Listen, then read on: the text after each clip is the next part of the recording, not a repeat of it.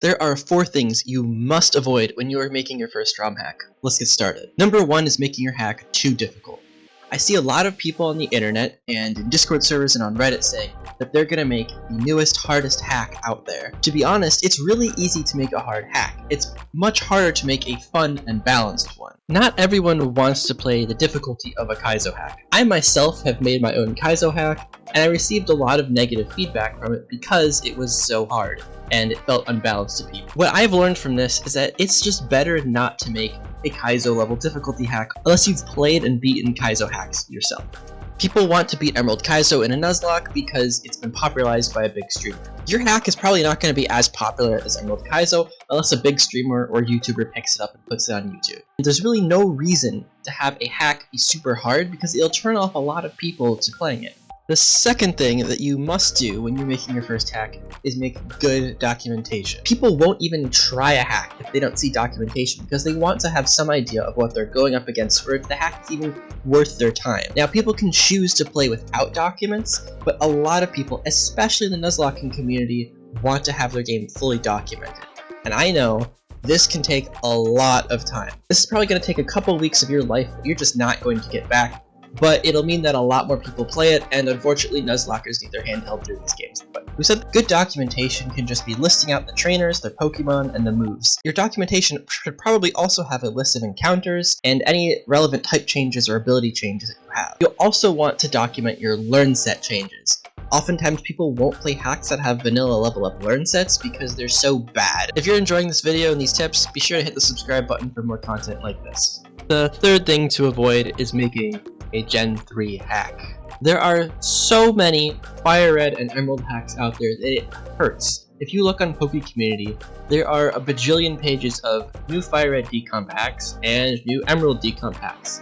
Well, guess what? Run and Bun exists, and so does Radical Red. It's highly unlikely that you're going to make a better hack than those on your first try. That's just the sad truth, and unfortunately your hack probably won't get played. So it's better to try hacking a different gen. Maybe try DS hacking. Maybe try a black and white hack, or maybe try a Gen 6 or beyond hack.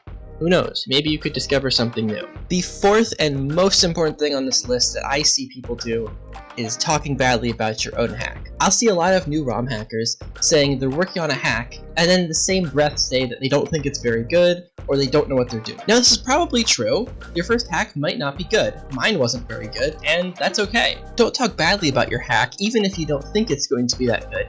Give other people a chance to evaluate it. Who knows, maybe they'll like it. Nothing turns people off of a hack more than being told that it's not good.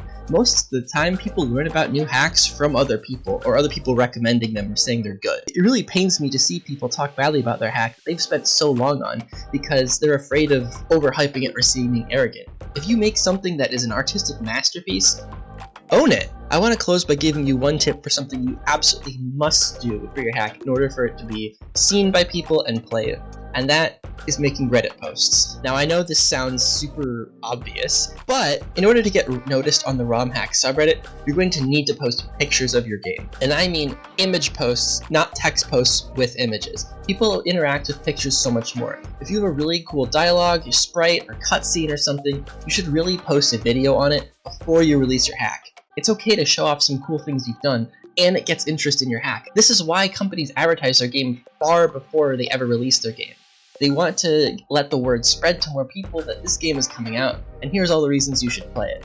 You want to make your game seem as exciting, new, and interesting to people early on so they can follow your progress. And that's the fun of it, is seeing how people's ROM hacks develop and get better and improve over time.